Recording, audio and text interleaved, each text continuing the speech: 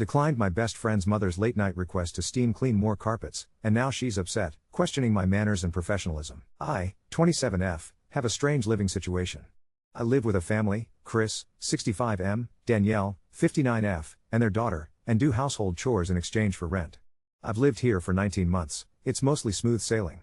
I work full-time and I'm applying to law school. Danielle has some issues with boundaries. She doesn't understand why she can't enter my room permission, for example, and I know it's both due to age differences and the fact that they allow me to live in their house for free. I have to be very careful when enforcing boundaries. Yesterday, I made dinner for everyone after a full day of chores. Around 10 p.m., as I was finishing the dishes, Danielle told me I needed to steam clean the carpet in the living room because the cats had peed all over it. I did, and as I was putting the steam cleaner away, Danielle entered and said she wanted me to do another room. Because it was 10:30 at this point and I still wanted to work on an application before bed, I politely but firmly said, I'm not going to do that. I probably should have said, I'll do it tomorrow, but I was exhausted, so I just said no. I put the machine away, submitted my application, and went to bed. Tonight, as I was finishing up my meal prep for the week, Danielle cornered me in the kitchen. I don't want to fight about this, she said, but I wanted to mention something. Last night when you told me you weren't going to clean the other room, I found it rude. You should be careful when you say things like that at work so that you don't get fired. I was floored. I snapped, Danielle, you haven't had a job since before I was born. You don't get to give me advice about how to act in the workplace. Danielle rolled her eyes and huffed, see, I didn't want to fight about this, and walked out of the room. I called after her, then maybe don't bring it up? Danielle hasn't spoken to me since, and I don't know what's coming. For context, Danielle has only had one job in her whole life, from age 22 to age 25. After that, she quit to raise kids. I grew up very poor. I have been working since I was 14 and supporting myself since I turned 18. They offered to start our arrangement in 2023 because they needed help around the house and I was struggling financially. As for Danielle's work advice, I currently work as a regional manager at a small firm. Not only is her advice outdated, but I can't take it. I'm a people manager, a lot of my day-to-day job involves being polite but unyielding. I think she was frustrated by my setting a boundary and that's why she brought it up. I know part of my frustration is that I feel powerless to protest most of the time. I will be moving out in August of this year when I go to law school, hopefully, and my goal is just to make it until then. I'm also really frustrated that Danielle felt like she could say whatever she wanted and then walk away as if I had no right to feel anything. Ida for what I said? Commenter, info, do you have a rental agreement in writing? Work exchange needs to be clearly defined, including but not limited to, hours, availability, no contact places/times, tasks, etc. Someone who's demanding you steam clean 2 rooms at 10:30 p.m. is highly suspect. Chores is too often seen as women's work, aka undervalued and unpaid invisible labor. However, invisible labor done by women is incredibly expensive both in cost and time, aka you may well be doing more than would cover the cost of your rent. Also, I'm inferring from your post that you're most likely downplaying their requests. Oop, there is no agreement in writing. I have tried to bring this up on previous occasions because of Danielle's difficulty with boundaries and the sheer amount of work that I do, but it is not taken well. Danielle and Chris are very insistent that I am not their tenant and that they are not my landlords, I am their guest. Danielle is also very insistent that she does not want to be called my boss or supervisor in any capacity. To answer other comments here as well, my current position does not pay enough for me to live on my own. I realize that the situation is probably predatory, but because there are only 8 months left of this, I plan to just stick it out. It has saved me a lot of money, and I'm thankful for that. Top commenter, Uda. Not for saying no, but for how you said it. You are not polite. Also, Danielle is not your housemate, she and her husband are your landlords/bosses. You may not be paying rent, but you are paying by being live and help. So, when you told Danielle I won't be doing that, instead of I'll do it tomorrow. You were rude to your boss. Also, her advice wasn't outdated. If you spoke to your supervisor at your job that way, there would definitely be a follow-up conversation about your choice of words. Danielle and Chris are very insistent that I am not their employee or tenant and that they are not my bosses or landlords, I am their guest, and they are doing this out of the goodness of their hearts. Commenter, downvoted, definitely NTA and good for you. May I ask how you came to live with this family though? Are they related? Why are you bothering with all this weird ass shit and her bossing you around? Oop, they're actually my best friend's parents. He suggested the arrangement because he knew I needed help. When I moved in I was a teacher and struggling to afford a studio apartment. Since I moved in, I changed careers and decided I wanted to pursue law school. I took the LSAT 3 times last year on top of all this. I can count on one hand the number of times I've refused a request. I've bleached the showers after midnight, rose at 5 a.m. to make requested meals before work, and other things like that without protesting. I see this as an opportunity to make my life better in the long term while surviving short term. I just wanted to say no this time because, truthfully, I physically couldn't handle fulfilling the request. Danielle was insistent it had to be done immediately because they wanted to go to bed at 11 p.m. but I just couldn't do it. Update 1. I was voted the asshole, which I understand. What I do adds up to about $2,000 per month if you go by the standard of $20 per hour, or about 100 hours/month. Most of those hours are concentrated on weekends and 2 to 3 evenings per week. I make enough food that there are leftovers so I can have a couple of nights off. Included in those hours is a lot of care for their adult daughter who lives with us and is disabled. If I babysit the house pets while the housemates go on vacation, which happens a lot, I charge a $20 per day stipend. We have 2 dogs, 3 cats, a gecko, and some fish. One of the cats is mine. This is why I clean the carpet without protest, because it's just as likely the piss was his as any of the other cats. I've said no to requests 3 times in 19 months, and each time has been met with pushback like this. All 3 were due to the time of night they were asked. A lot have called this a form of modern-day slavery, and I see where you're coming from. I've been fine with the situation remaining largely undefined because even when I protest at chores, I haven't been threatened with eviction. I entered into this situation at a time when I was overwhelmed and desperate. It might be predatory, but it was the best opportunity I had. I could have protected myself better going in. As to why I stay in it, it's because there's an end date in sight and it will set me up well to keep funneling money into savings for the next few months. If I were evicted, it would suck but I would be fine. It's not ideal but it works. I recognize that I should have worded my response better than I did at the time. However, I do want to push back on the idea that I have to do everything they say because they own the house. If a boss demands overtime from me that's not previously agreed on, I am allowed to say no, and I have done it many times without affecting my employment whatsoever. In fact, my current boss, who I've done this with the most, often using the same wording as here, wrote me an excellent letter of recommendation for law school. Times have changed since the 1980s, and saying no to bad demands is becoming more and more acceptable. What she meant when she said, "You should be careful when you say things like that at work," was that I shouldn't be assertive at all in a situation where I am a subordinate, which I very much think is outdated advice. I was not invalidating the difficult work of raising a family that Danielle did. I would not dream of offering someone else parenting advice because I haven't been in their shoes. Hypothetically, if the last time I had raised a child was 30 years ago, I also wouldn't give advice on raising a kid in the iPad generation. Danielle should not be doing the same to me about work. She is not my professional boss. She has never worked in my field. She knows that she is not my landlady either. If she were, there would be a whole lot of rules she would need to respect that she doesn't want to, such as entering my room without notice. Again, because I am getting some benefit from the situation, I don't and won't threaten legal action here, because I have enough documentation to protect myself. In addition, Chris, Danielle, and I all have personal stakes involved in this going well. We have a ton of mutual friends, one of whom is their son and my best friend. Danielle and Chris have some chronic illnesses that make housework hard for them, so they are also getting a lot out of this situation. I plan to apologize and smooth things over. I will follow much of the advice mentioned here about protecting myself better moving forward. Perhaps naively, I hope this will end well. Danielle and I actually get along very well most of the time. We don't hate each other by any means, and we both ultimately want to see the other happy. That's why this has worked for so long. To everyone who says that this situation proves I don't have what it takes to be a lawyer, don't worry, you will probably never be my client. Update 2. Danielle was not angry with me for refusing to do an additional chore at 10:30 p.m. That was not the issue.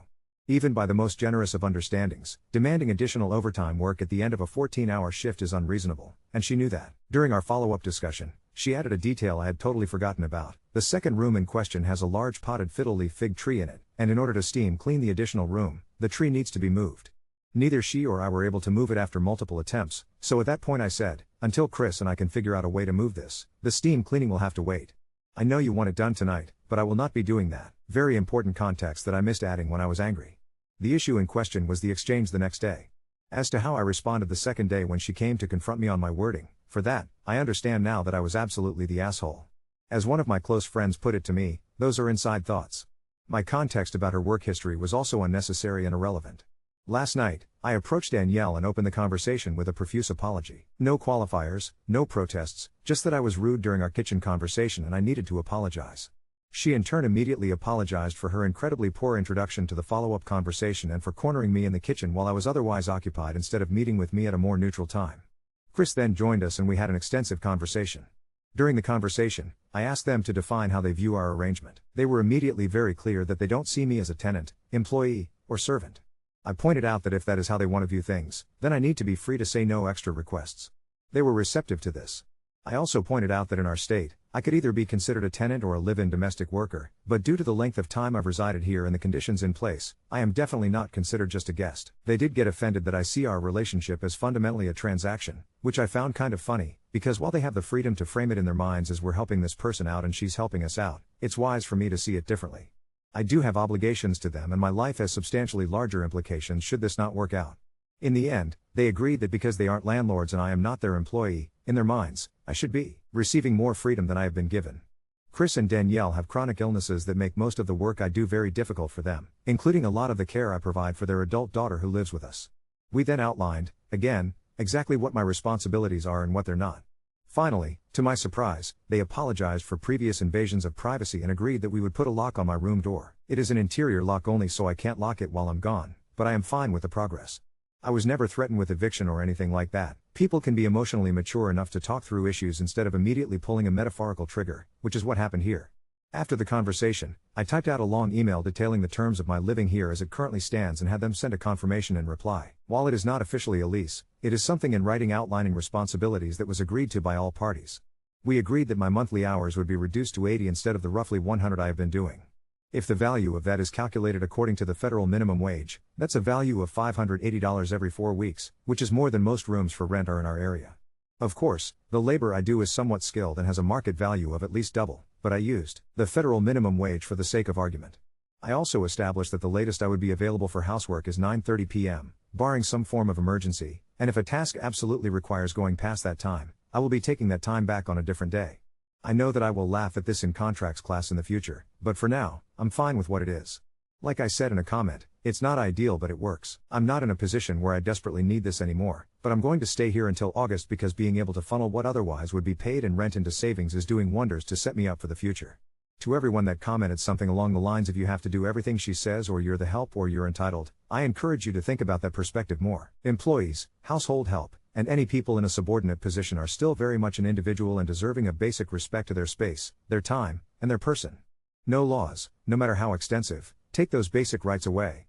Also, if you said it was my fault for being in the situation in the first place, kick rocks. We are all working through our own situations where we pick the best option available even if it isn't perfect. That's not weakness or stupidity, that's life. Now on to second story. Childhood best friend became a recluse on a mountain, now the town expects me to keep supplying him forever. I, 19 male, have known my best buddy, 19 male, since we were babies. We grew up next door, went to the same school together in our tiny town, went into the same sport and became rivals. I'm not proud to admit, but once we were in high school I became a real jerk to him and said some awful things, mostly because he was better at the sport than me and I was insecure. He ended up leaving town after graduation and no one knew where he was. I don't think it's all because of me, but yeah, I might have been part of the reason. He cut contact with everyone including his mom. He was missing for months and everyone was worried. I really wanted to apologize to him, but no one could reach him. Then some kid from town was out exploring and spotted him living in a run-down house on a mountainside, about 2 hours from town. I was super happy to hear he was okay. Maybe I shouldn't have, but I went up the mountain to visit him. He was surprised to see me, but he was also very happy. We caught up and I finally got a chance to apologize to him. It was like old times and we rekindled our friendship even better than before. When I first visited, I saw he didn't really have much to eat or drink up there, so I started making a trip to bring him supplies every other month. It's close by, but hard to get up there. There's no road to drive up there, so I have to walk for a few hours. But it's been a year now and I'm getting kind of tired of it. His mom cries about missing him all the time, she can't make the trip up. I missed a month because I got sick and then had to make up work days.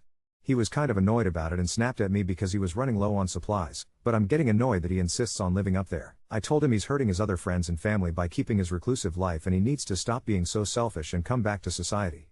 It was hurting me that he wasn't taking care of himself. He looks like crap and I always worry about what shape he'll be in when I arrive next. I also told him I was getting sick of going up a mountain every 2 months. He told me he didn't ask me to and I was the one who volunteered to do it. I told him fine, I would stop because I didn't want to enable him to keep living away from everyone, and I haven't been back up the mountain since. I feel really bad. Everyone in town is telling me I should resume bringing him supplies and the gifts they make for him because everyone knows when my trip is coming up. He's kind of a local hero from our sports days.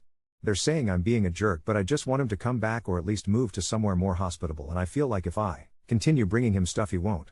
Small update, I went to celebrate NY with some of my friends.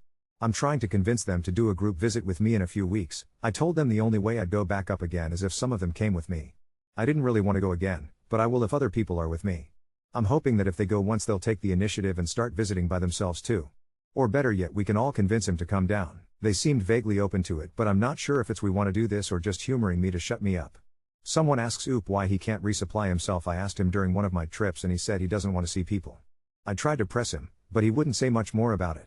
Someone follows up asking how the friend managed to survive when he was missing. He had a lot of cans and water jugs when I first went up. He claims he also occasionally caught animals and found plants in the forest to eat. Sometimes I wonder if he was leaving to shop and didn't want to admit it because it was easier to have me do it for him. He did look very thin though, so who knows. Update 1. I did end up going back up the mountain with my friends, but like I said, I didn't bring supplies. We all tried to talk to him to come down, but he refused. I was pretty disheartened, but he made his choice and so had I. I told him I wouldn't be back, but if he ever wanted to come down, my door was always open to him. About a month later, I was surprised when there was a knock on my door and I opened it and it was him. He was so thin and dirty, but seeing him off the mountain made me happy. I got him cleaned up and now he's staying with me. I was a bit surprised that he didn't want to go home to his mom, but he told me I was the only one who made an effort to be there for him when he was acting unreasonable and that he wanted to stay with me if that was okay. So yeah, he's living with me now and who knows what the future holds? Edit, thanks for all the comments. I see a lot of you are concerned that I'm not going to be able to set boundaries with him, or that he's going to mooch off of me. You don't have to worry. My grandpa set me up with a really good job at the local gym in our town and I'm making good money and living by myself. I have enough to support the both of us for now and really I don't mind him staying indefinitely. Giving him a safe space to recover is all I want for him right now and we can worry about the rest later. We got him set up with a therapist online that will be seeing him twice a week and I'm hoping it will help him. I may be a little over my head when it comes to mental health issues. I don't know how to help him myself and I don't know when to ask him questions or when to back off. I don't want to make things worse and I'm a bit scared to talk to him about the past. But hopefully the therapist can help him. I also urged him to call his mom. He claimed he will sometime this week. Update 2. So my buddy started therapy and made up with his mom. He's in a much better headspace now. Still hasn't gotten a job but he does go out into the yard a lot and sometimes goes for hikes. He seems to still love the outdoors. He also loves animals. He recently got a pet rat that is the apple of his eye, but it doesn't seem to like me. The little jerk bites me whenever I pick it up. I have a pet chihuahua and she is much better behaved. Anyway, it might not be much of a surprise, but we're together now. I always kind of had feelings for him. I just didn't want to admit it to myself when we were younger. And then we had a falling out so it was easy to forget about for a while. He said he had always liked me too, so what I did hurt him a lot. But we're willing to put the past behind us and hopefully move forward together. I can't imagine my life without him now. He gives me something to look forward to coming home to every day. We're still in the early stage of the relationship, but I hope it will last. We're taking a vacation to Hawaii soon, courtesy of my gramps, so I hope getting out there and experiencing the world beyond our town will help bring him out of his shell.